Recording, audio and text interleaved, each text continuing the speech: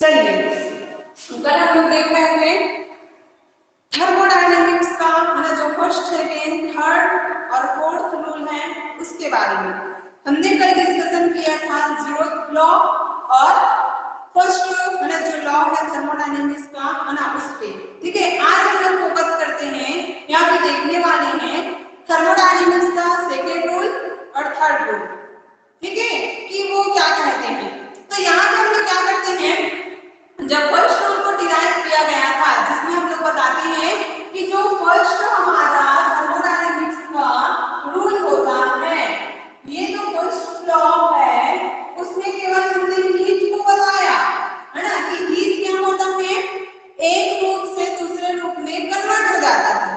ठीक है, कि जो हमारा हीट है, ठीक है, जो हमारा हीट है ना वो क्या होता है, एक रूप से है ना, जैसे एक है ना रूप है, इस एक रूप से वो क्या होता है, सेकंड रूप में क्या हो जाता है, कन्वर्ट हो जाता है। ठीक है, सेकंड रूप में वो परिवर्तित हो जाता है, ये हमने देखा था। लेकिन हमने ये नहीं बताया था कि जो हमारा फर्स्ट रूल है या फर्स्ट जो लॉ होता है उसमें टेम्परेचर कहां से कहां शो होता है, मतलब इधर जाना चाहिए टेम्परेचर को, ये हम लोग गणना नहीं करते हैं फर्स्ट रूल में। केवल हमने हीट को प्रदर्शित किया कि हीट कभी उत्पन्न नहीं किया जा सकता है, और जब उत्पन्न नहीं करना है तो उसको नष्ट भी नहीं कर सकते हैं, है ना, क्योंकि कोई चीज उत्पन्न किया जाता है तो उसका विनाश भी संभव होता है। लेकिन यहाँ पे तो हम लोग हीट को जनरेट भी नहीं कर रहे हैं, है ना, उत्पन्न ही नहीं कर रहे हैं, तो खत्म कहाँ से होगा, नष्ट कहाँ से होगा। ठीक है, तो यहाँ पे क्या होता है, हीट को नहीं हम लोग उत्पन्न कर पाते हैं, जनरेट कर पाते हैं, नहीं उसका क्या किया जाता है, नष्ट किया जा सकता है उसको।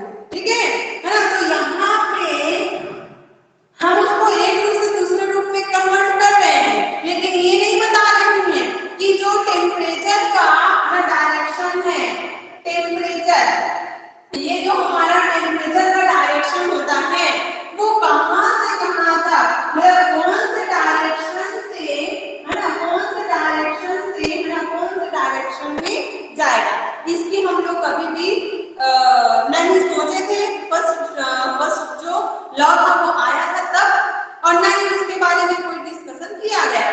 ठीक है, तो यहाँ पे हम लोग क्या करते हैं, इस डायरेक्शन को बताने के लिए या फिर जो फर्स्ट लॉ है उसमें कुछ कमियां रह गई थी। क्या कमियां, तो यही जो कमियां हैं वो रह गई थी। ठीक है, तो इन्हीं कमियों को दूर करने के लिए यहाँ पे क्या बनाया गया, थर्मोडायनेमिक्स का जो सेकेंड रूल है ना, ये जो सेकेंड लॉ है उसको क्या किया गया, डिराइव किया गया।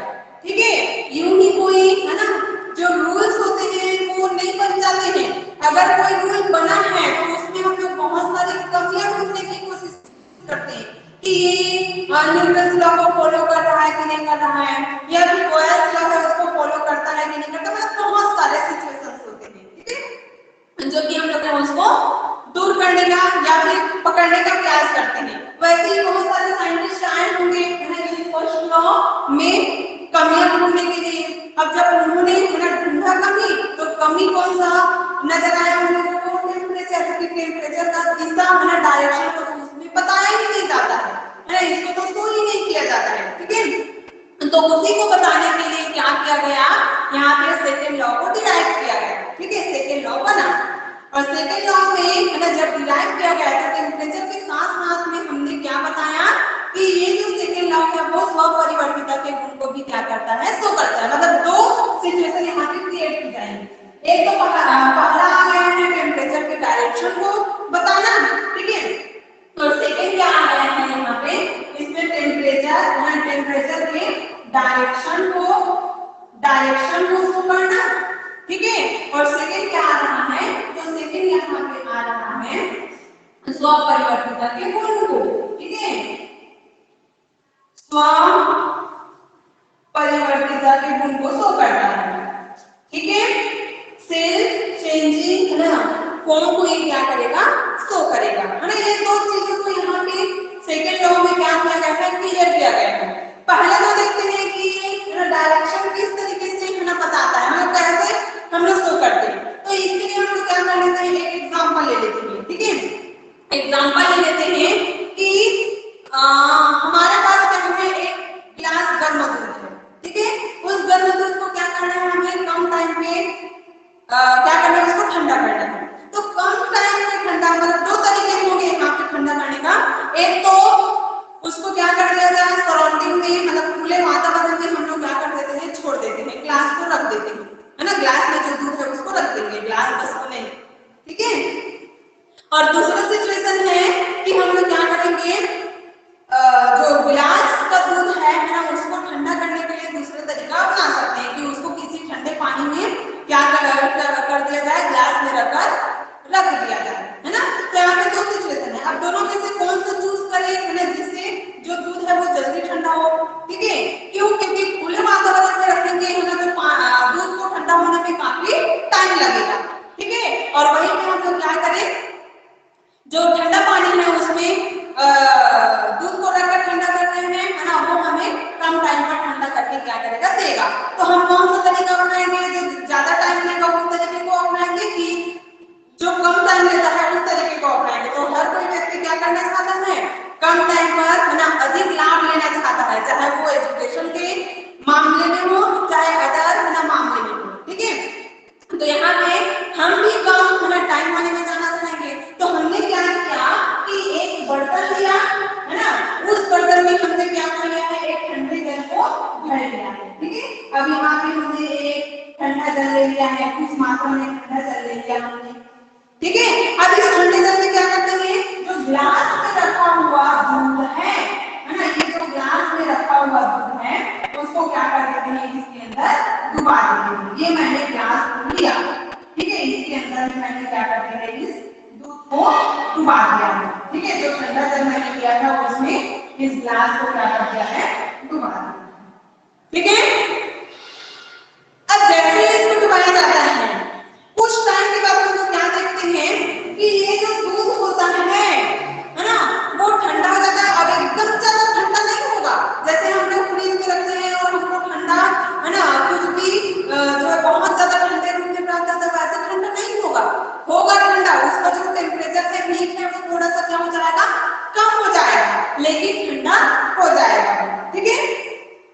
तो यहाँ पे ये दूध ठंडा हो गया था, और जो हमने ठंडा जल लिया था वो क्या हो गया था, गर्म हो गया था। अब ये कैसे हुआ, है ना, ये ऐसा क्यों हुआ कि ये जो दूध है वो ठंडा और पानी जो है गर्म।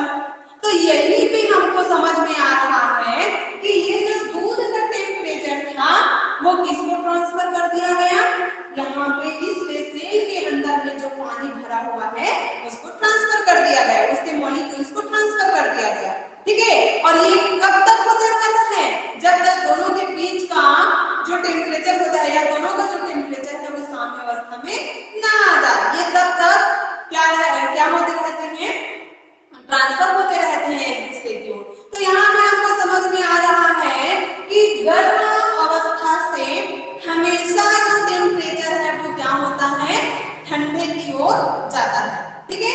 मतलब यहाँ पे गर्म, कोई भी चीज हो, ठीक है, कोई भी चीज हो, गर्म अवस्था से वो ठंडे की ओर जाएगा, न कि ठंडे से गर्म की ओर जाता है, ये कभी भी नहीं होगा। और उसको करने के लिए हमें क्या करना पड़ेगा, एक्सटर्नल फोर्स लगाना पड़ेगा, ताकि हम लोग क्या कर सके, जस्ट अपोजिट जा सके। उसके लिए हमें एक्सटर्नल वर्क करने की आवश्यकता होती है, ठीक है। तो यहाँ पे, है ना, ये तो, है ना, एग्जांपल है, कहा जाए एक्सपेरिमेंट है।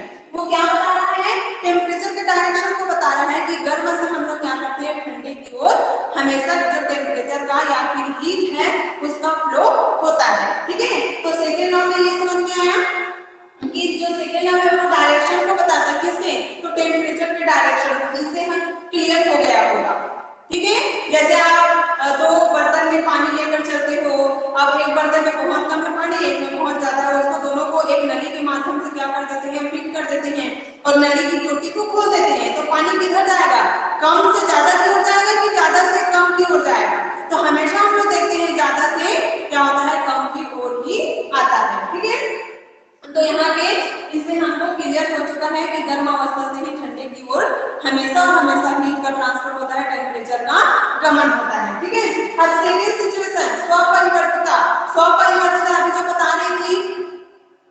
गर्म जो है वो ठंडा स्वयं से होगा, है ना, मतलब गर्म चाय को आप क्या कर दो, खुले वातावरण में छोड़ दो, ठीक है, उसको कुछ टाइम लगेगा ठंडा होने में, मतलब वो स्वयं से हुआ है, उसको हमें कुछ करने की आवश्यकता नहीं क्यों पड़ी, वो अपने हीट को निकाल के किसको दे दिया है, वो दे दिया है सराउंडिंग को, ठीक है, वहां पे हमें कुछ एक्सटर्नल फोर्स लगाने की आवश्यकता नहीं पड़ी, ठीक है। लेकिन अब उस चाय को मेरे को गर्म करना है, पीना है, तो मैं क्या करूंगी, गर्म हो जाओ, अपने मतलब मेरे को चाय पीना है तो गर्म हो जाओ, ऐसे बोलूंगी तो हो जाएगा क्या, नहीं होगा ना, तो वहां पे हमें क्या करना पड़ेगा, एक्सटर्नल फोर्स लगाना पड़ेगा, मतलब उसको हीट देना पड़ेगा, कहां से, बाहर से, और बाहर से मींस उसको गैस में रखकर, है ना, तो क्या करेंगे, हीट देंगे, तब वो कहीं जाकर जो ठंडा हुआ चाय था वो क्या होगा, गर्म होगा, ठीक है। इसीलिए हम लोग क्या करते हैं, इसको स्वपरिवर्तिता के गुण के रूप में भी देखते हैं, सेकेंड लॉ को, ठीक है ना, ये समझ में आया स्वपरिवर्तिता का जो सिचुएशन है वो। यहाँ पे है ना बहुत सारे ऐसे एग्जांपल्स हैं जो कि हम लोग ले सकते हैं, चाय का ले सकते हैं, खुला वातावरण है ना, जो गर्म हुआ रहता है वो स्वयं से ही ठंडा भी हो जाता है ना, रेत है, जब धूप बहुत ज्यादा रहता है ना, दोपहर के समय बहुत ज्यादा हीट बढ़ जाता है रेत का, और जैसे जैसे मौसम ठंडा होने लगता है, मतलब रात होने लगती है, जो रेत है वो अपने आप या स्वयं से ही क्या हो जाता है, ठंडा हो जाता है, वहां पे हमें एक्सटर्नल फोर्स उसको देने की आवश्यकता नहीं पड़ती है, ठीक है। तो यही सब हमें क्या करता है, स्वपरिवर्तिता के गुण को फॉलो करता है, जो कि हमारा क्या कहलाता है, ये सेकेंड लॉ कहलाता है, ठीक है। तो ये सेकेंड लॉ है ना, इसमें हमने जाना कि ये किन बातों को बताता है, ठीक है।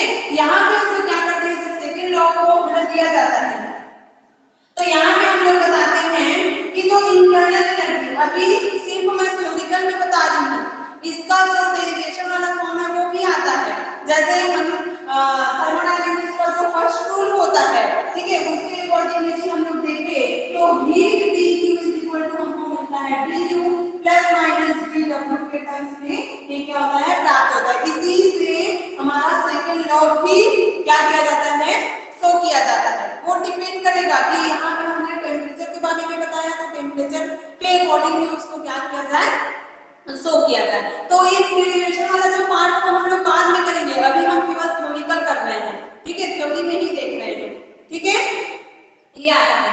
अब थर्ड रूल क्या कहता है, ठीक है, थर्ड जो लॉ है वो कहता क्या है, तो थर्ड लॉ में ये जो हमारा थर्ड लॉ है,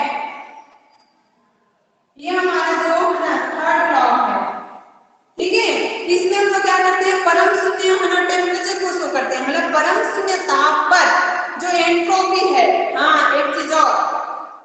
एक चीज और यहाँ पे जो डेरिवेशन वाला पार्ट आएगा ना, अभी तो मैं थ्योरिकल वाला पार्ट बताया, इस तरह से ये दोनों भी सिचुएशन को हम लोग शो कर रहे हैं, ठीक है, लेकिन जब डेरिवेशन वाला पार्ट आएगा तो सेकंड लॉ हमारा एंट्रोपी को भी बताता है ना, ये भी याद रखना, है ना, सेकंड लॉ में हम लोग क्या करते हैं, जो एंट्रोपी होता है उसको भी बताते हैं। अब कई बच्चों को एंट्रोपी नहीं पता होता है, तो एंट्रोपी हम लोग किसको बोलते हैं, अव्यवस्था की मान में हमारा क्या कहलाता है, एंट्रोपी कहलाता है। ये जो सेकंड लॉ है वो बहुत बड़ा पार्ट है, ये तो मैं बहुत ही शॉर्ट में बता रही हूँ इसको, ठीक है।